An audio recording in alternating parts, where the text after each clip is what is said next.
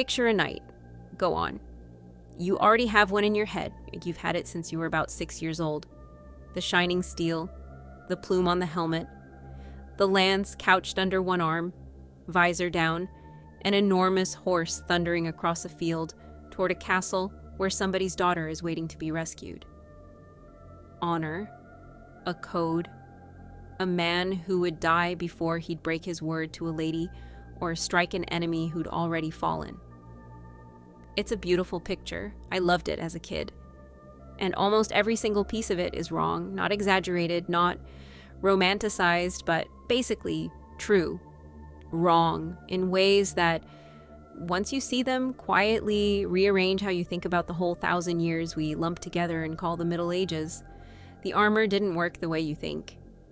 The horse wasn't the size you think. The famous code of honor showed up late, and when it did show up, a lot of it was written for other knights and not for you. And the crane, the one where they winch the poor tin man up and lower him onto his horse, that never happened at all. It was a joke, a Victorian cartoon. We just quietly decided to believe it, and then we put it in children's books. So over the next 20-odd minutes, I want to take the knight apart, piece by piece, and put back the man who was actually inside the metal.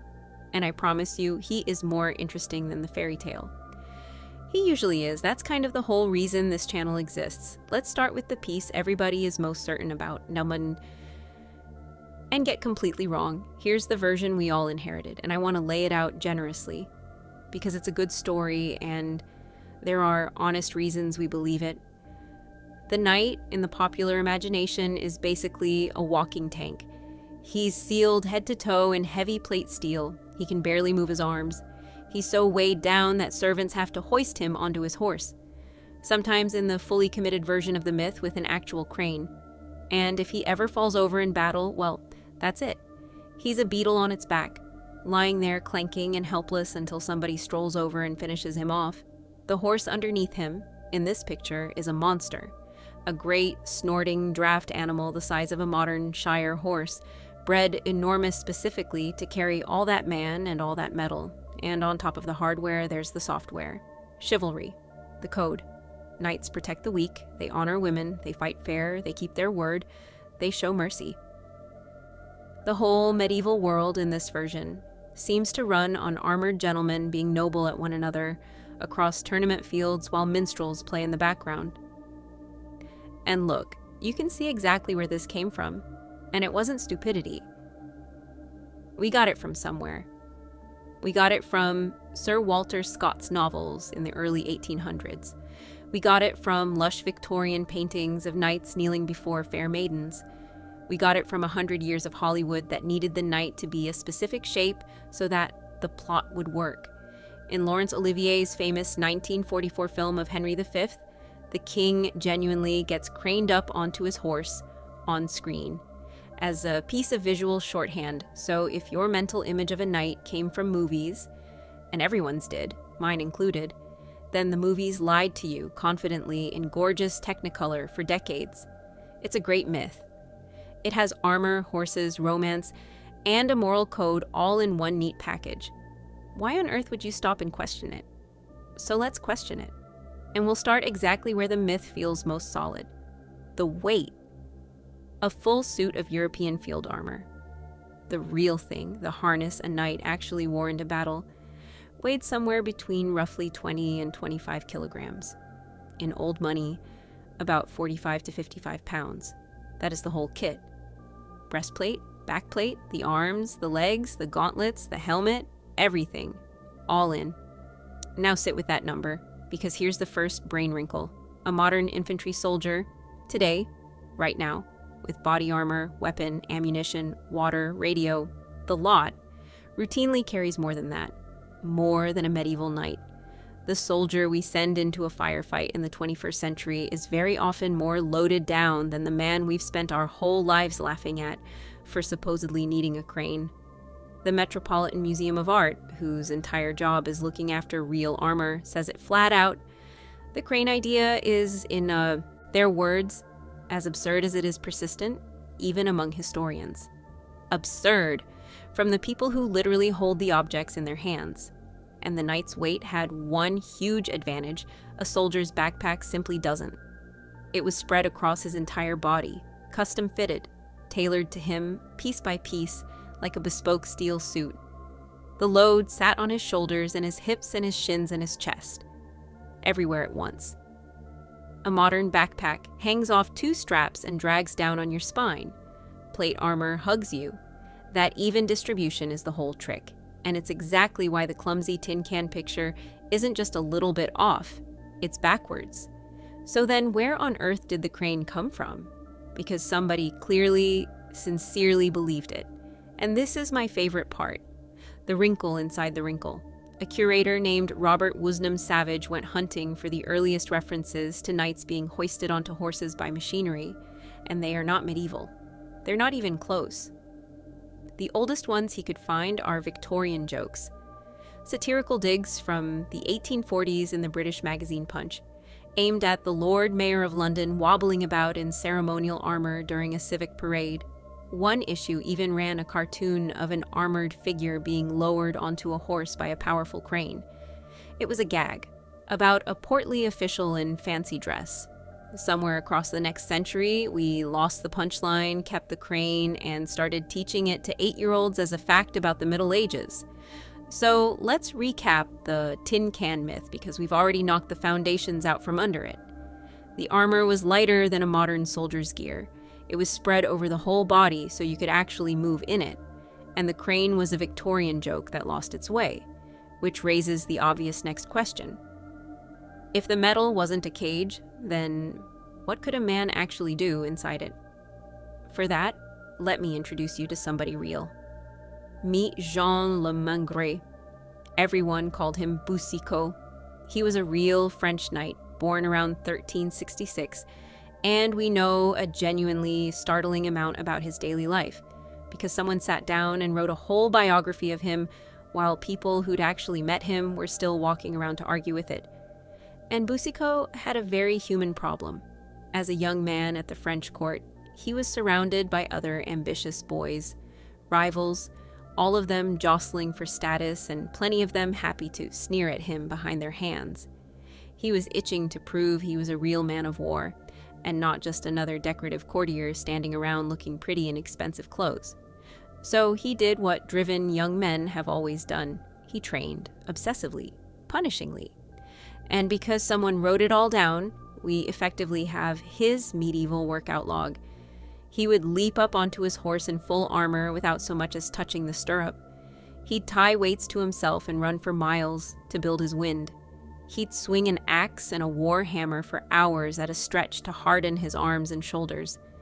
He could turn a somersault in armor, everything on except the helmet. He could dance in a coat of mail for fun. And the showstopper, the feat historians simply cannot resist quoting, he could climb the underside of a tall ladder. The underside, leaning back into open air, hauling his whole armored body up rung by rung using only his two hands in armor. And without the mail on, he could reportedly do it one-handed. Now, let me be scrupulously honest with you, because this channel doesn't do sleight of hand. Was Boucicaut typical? Absolutely not.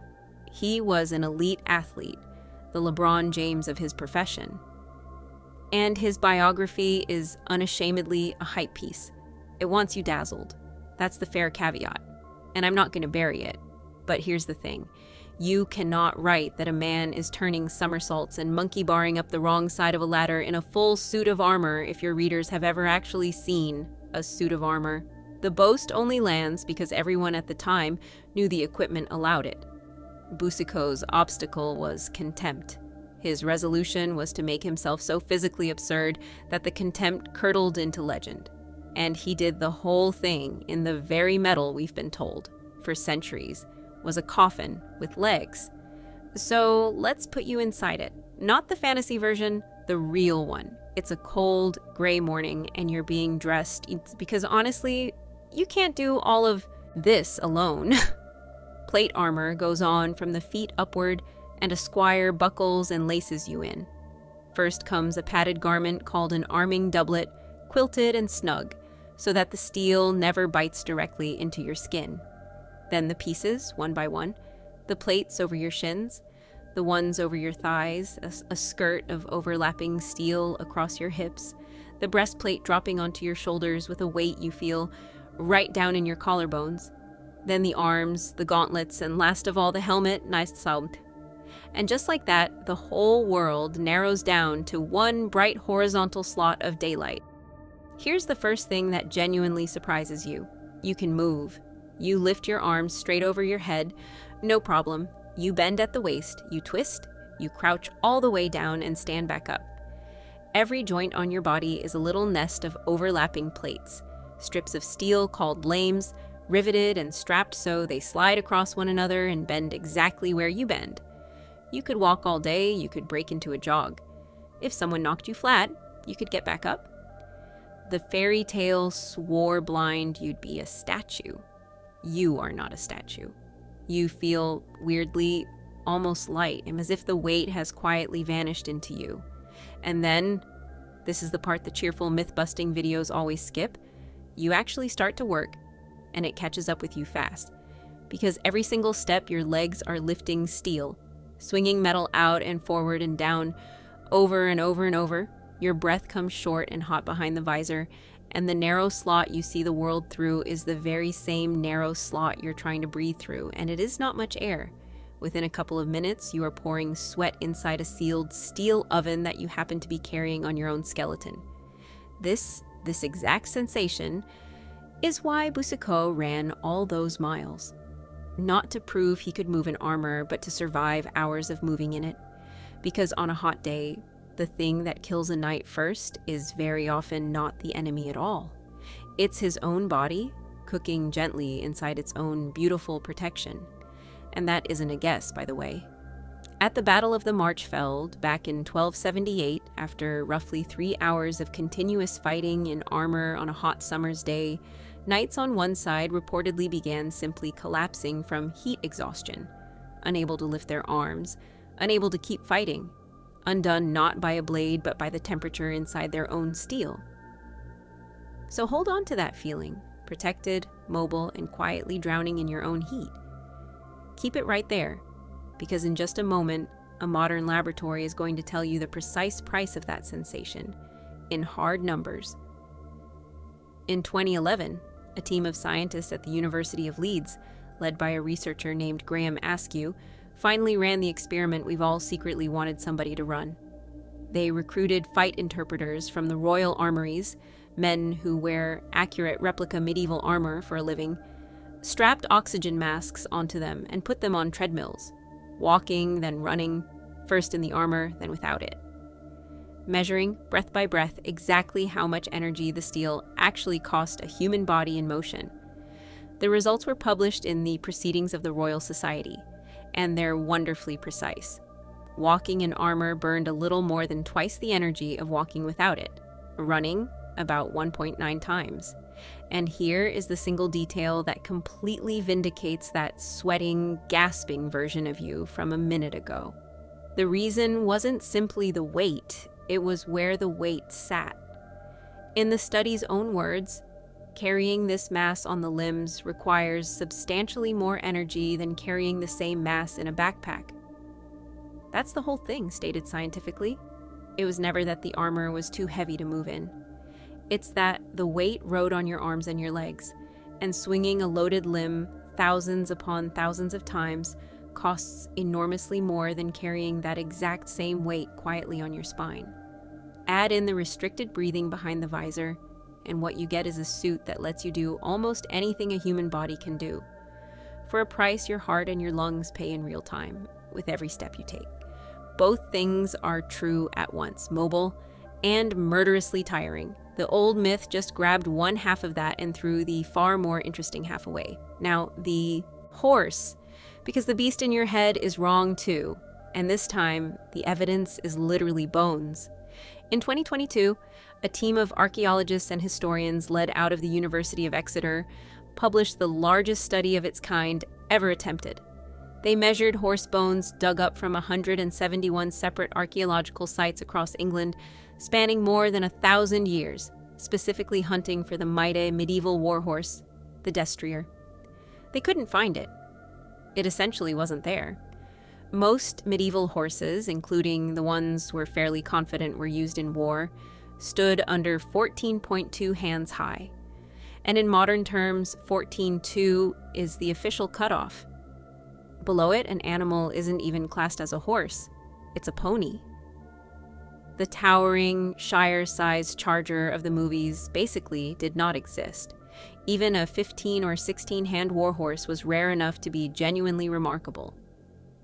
As Professor Alan Outram, who led the work, put it, high medieval warhorses may have been large for their own day, but they were clearly still much smaller than we'd expect for the same job today. So sit with that image for a second, because it is the exact opposite of what you were sold. The knight thundering into battle on his monstrous charger was, very often, a heavily armored man on a stocky, muscular, pony-sized animal. An animal prized not for its size at all, but for its nerve, its agility, its training, and its sheer, flat refusal to panic in the middle of screaming chaos. Which, when you actually think about it, is far more impressive engineering than a big, scary horse. Anyone can be intimidated by something enormous. It takes real skill to turn a pony into a weapons platform. And here's the reframe of all that hardware, before we finally get to the man's supposed soul. Every bit of this, the tailored steel, the trained warhorse, the years upon years of practice, cost an absolute fortune. A good warhorse could run to around 40 pounds, and records show some selling for far, far more. King Edward III once paid 120 pounds for a single horse. Now let me translate 40 pounds into something you can actually feel. For a skilled laborer earning about 4 pence a day, 40 pounds was roughly 2,400 days of work. That's around 6.5 years of solid labor for one horse. And 40 pounds also happened to be about a whole year's income for many knights themselves. So the knight was not a fairy tale hero who happened to have nice gear. He was a walking capital investment. A main battle tank made out of a man, a horse, and more concentrated money than most people alive at the time would ever see in one place in their entire lives. Which brings us to the last myth, and honestly, the biggest one of all. Chivalry, the code, the gentle, honorable, merciful knight. Here's the uncomfortable thing that historians have been quietly saying for decades now, and it's associated above all with Richard Cowper, who spent an entire career on exactly this question. Chivalry was not some gentle softening that arrived to civilize knightly violence. Chivalry grew up right alongside that violence, out of it, completely tangled up in it. Knights were, in the plainest possible terms, heavily armed men who happened to be extremely good at killing, dropped into a society that then had to scramble to find some way of getting them to behave. And the code that emerged from that scramble was aimed first and foremost at how a knight ought to treat other knights, his social equals, the men who might ransom him for a fortune if they captured him, and whom he could ransom right back. It very often did not extend downward. Peasants who happened to be in the path of a campaign could be, and routinely were, slaughtered, burned out of their homes, and robbed blind. Historians point out that the chivalric texts of the age are strikingly, tellingly quiet on the subjects of not burning towns and not harming common women. Right across the 100 Years' War, knights on both sides committed atrocities against civilians and prisoners, while the code of chivalry was in full, glorious flower. So chivalry wasn't exactly a lie, it was real. It's just that it was real mostly for the people who already owned swords. And there's a single moment where you can watch the whole thing crack open in real time. Crécy, 1346. A French army, the finest heavy cavalry. In all of Europe, the living, breathing embodiment of the mounted knight ideal, charges an outnumbered English force and gets cut to ribbons by massed common longbowmen. Ordinary men. Farmers with bows. As many as 15 or 16 desperate cavalry charges went in, and the flower of the French nobility died in the mud without even reaching the enemy line. And here's the detail that says absolutely everything. Some of the fallen French knights were then finished off by Welsh and Cornish footmen with long knives, rather than being captured and politely ransomed like gentlemen. And King Edward III of England actually condemned it afterward as a breach of chivalry. Killing the knights was the scandal. The thousands of dead commoners, not mentioned. And for roughly the next 50 years, French knights were so rattled by that day that they mostly climbed down off their horses to fight on foot. The invincible mounted knight, in the very center of the entire fantasy, had just been shown the door by a peasant with a bow. And even the gilded version we ended up inheriting, the tournaments, the ladies' favors, the flawless shining code, an enormous amount of that was polished up centuries afterward in the Victorian imagination. The very same century, remember, that also handed us the crane joke. We took a rough, bloody, professional military cast and we painted it in soft, romantic gold, and then we quietly handed the finished painting back to ourselves and called it history. So here's the thing I actually want you to argue about down in the comments, because I genuinely don't think it settles cleanly. We do this constantly. We take the violent, complicated, expensive, messy realities of the past and we sand them right down into something noble and simple, because the noble, simple version is more useful to us. It flatters us, it entertains us, it sells merchandise. To this very day, chivalrous is a compliment, and medieval is an insult you throw at something cruel and backward. And both of those, at bottom, are Victorian paint jobs. So the real question was never whether they lied to us about knights. Of course they did. The real question is how much of the history that you personally feel proud of or feel superior to is a painting somebody made on purpose for a reason. And whether, given the honest choice, you'd rather keep the flattering picture or have the truer one. I want to leave you back inside the armor one more time. Not the Tin Man from the cartoon, but not the flawless fairy tale knight either. The real one. The one who was actually standing there in the cold, a man in beautifully tailored steel that lets him somersault, and who has to lie to nobody about it. Sitting on a tough, clever, pony-sized horse that's worth more than an entire village will see in years. Sweating through his padding, breathing through a slot barely wider than your finger, burning twice the energy of every ordinary man around him, and doing all of it anyway, because he has spent his whole life training his own body into a weapon that most people were simply far too poor to ever become. He is not gentler than the legend. He is not simpler than the legend. He is harder and stranger and poorer in some ways and unimaginably richer in others, and he is so much more human than the shining ghost we replaced him with. The fairy tale was easier to love, I'll grant it that, but the actual man, the one under the metal, the one that the crane joke and the golden Victorian paintings between them managed to bury, he's the one who was really there, sweating, breathing hard, absurdly, expensively, gloriously alive. And I think he is worth knowing exactly as he was. Thanks for climbing inside the armor with me. There is always more of it than they told you.